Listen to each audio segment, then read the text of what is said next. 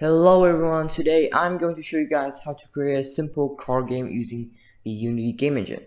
In this episode, I show you guys how to create obstacles, adding material to the road, and adding player health. Also, this is part 2 of the series, so if you are new and don't know how to start, check out part 1 in the top right corner or in the description down below. Let's get started. Another note before we start, thank you guys so much for 300 subscribers. I really hope that we can achieve the 1000 subscriber goal at the end of this year. So if you haven't subscribed yet, consider subscribing because it means a lot to me. In this episode, we are going to decorate the road by adding texture to it, creating obstacles, and add a health bar for our player. Firstly, let's get our player a model first.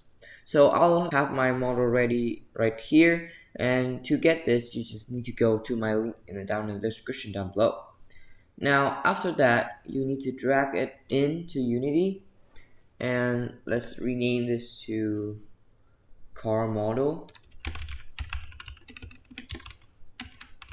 And after that, let's right click on it, prefab, and unplug completely.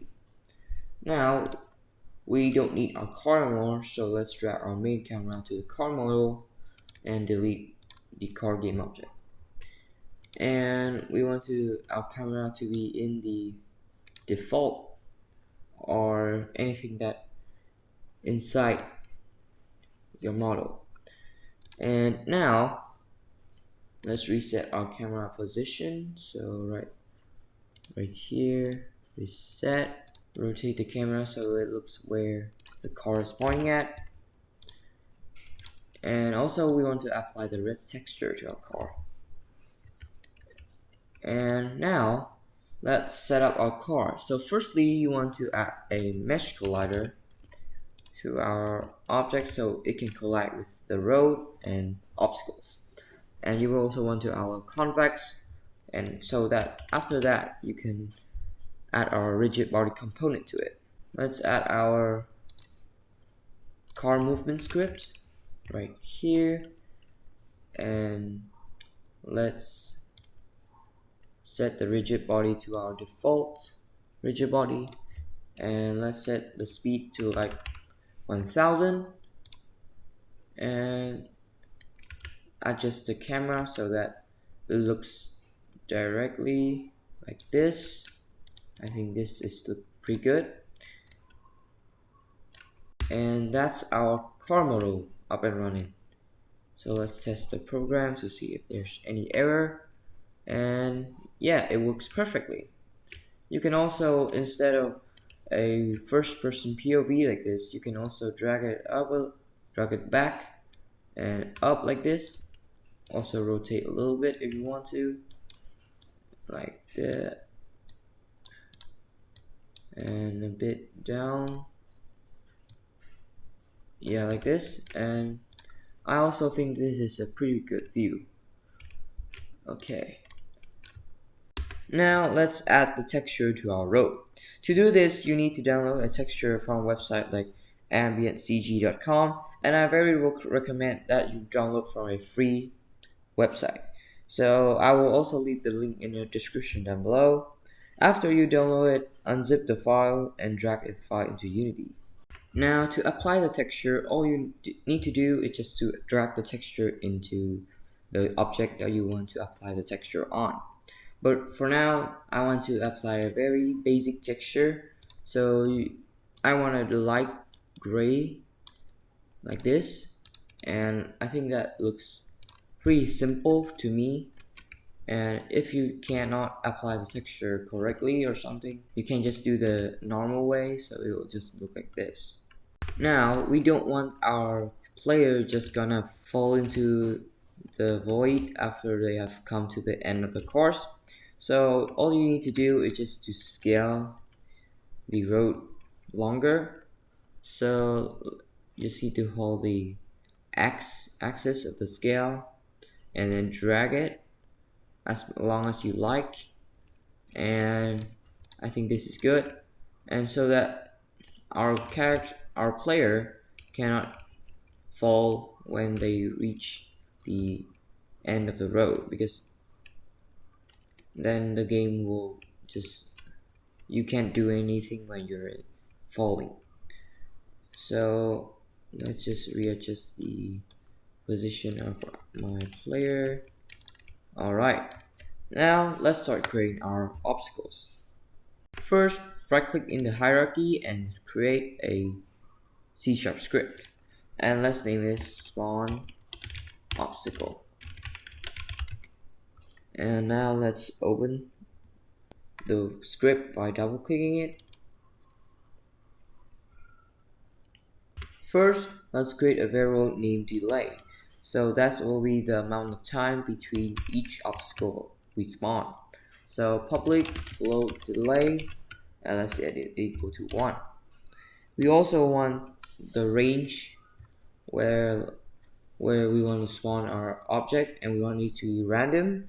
So let's name this public float, let's say start Z, and let's also create a variable named end Z so we can random in it. And now we also want a boolean variable named spawn, and we also want it to be private and set it to true. Let's delete the start method since we don't use it for now. In the update method, so if spawn equal true, we want to call our function. So let's say start routing spawn obstacle. This is the way we call our function. And you can see that there's an error right here saying that the spawn obstacle does not exist, and it's because we haven't created our function yet. So to do this, you just need to iron numerator spawn obstacle since we want our delay variable to work, and we want our spawn equal to false after we call this function, and we want to wait, so yield return new wait for a second, and it will be the amount of delay we put in our variables. And now we want to random position that we want to spawn our obstacles. So we're just gonna go with the z-axis, since the z-axis is from this to this, so it will spawn in the middle of it. So integer z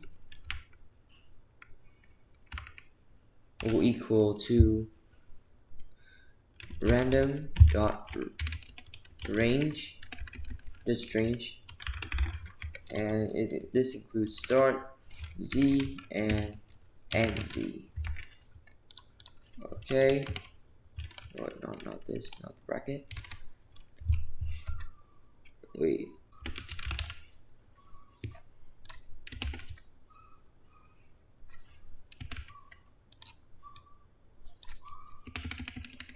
Oh, so you also need to change our z to an integer instead of float. Okay, I mistyped it right here. Okay, so now there's no error. Now we want to start create our obstacle clone. So let's game object obstacle clone, and we also want to use our instantiate method to create the clone of an object. So currently we don't have our obstacle yet, but let's just type in what we need for this to work. So instantiate, we want first is our prefab, which is our obstacle, just obstacle, and where we want to spawn it. So let's say new vector 3.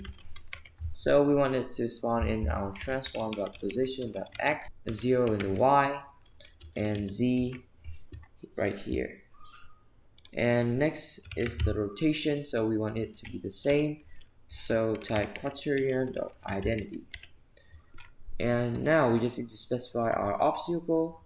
So at the top, let's create our public game object, and let's name this obstacle. And now we got no errors, and we also want this to set it to true,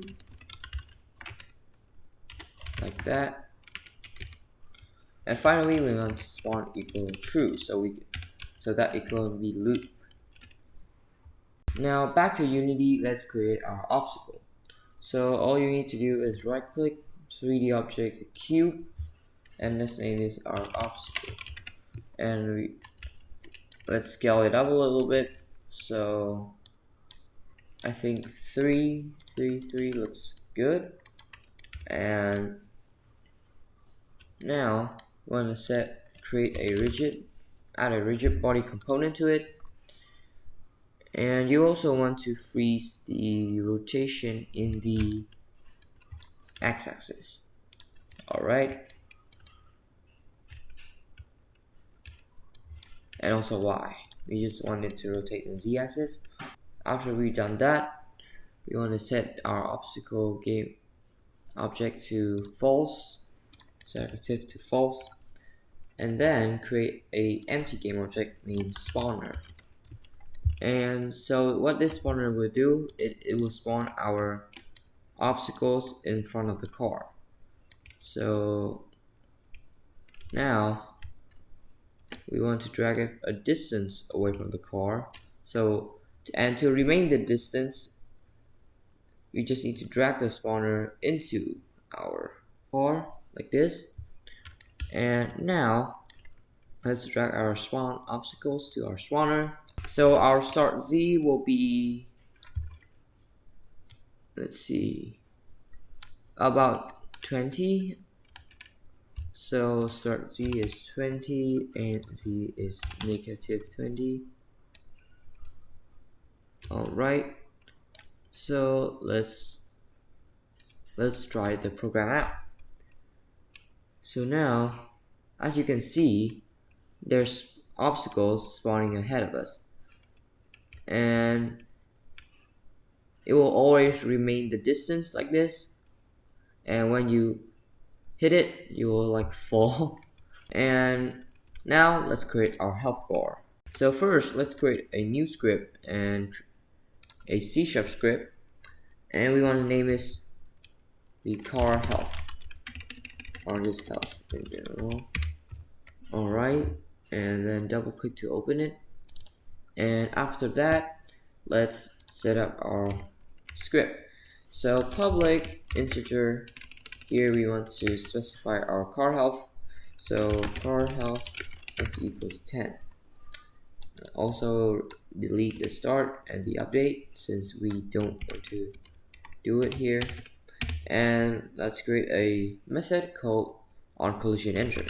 So void onCollisionEnter so that we can detect collision between the player and the obstacle.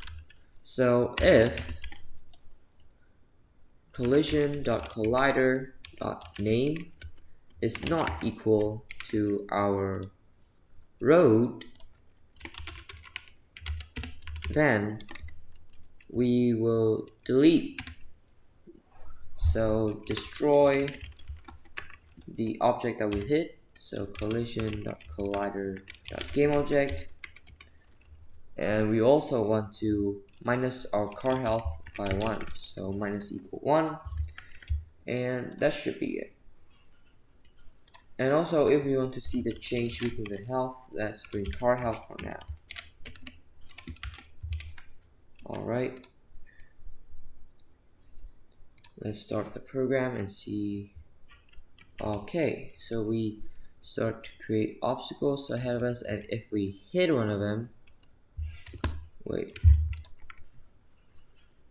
alright, let's fix this a little bit. Let's change this to .layer.collider.gameObject.layer equal to that's OB for short, for obstacle.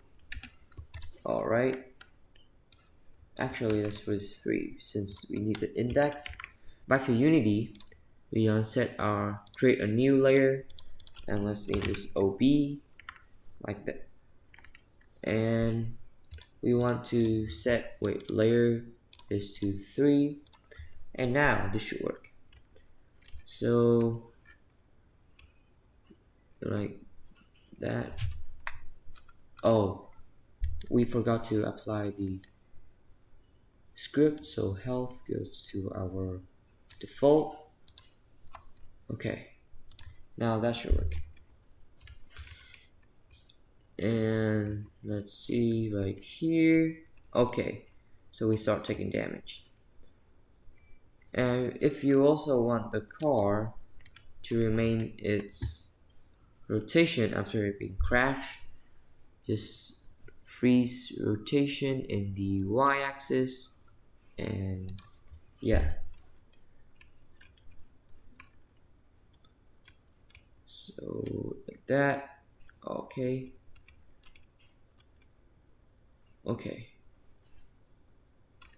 That should be pretty good and perfect.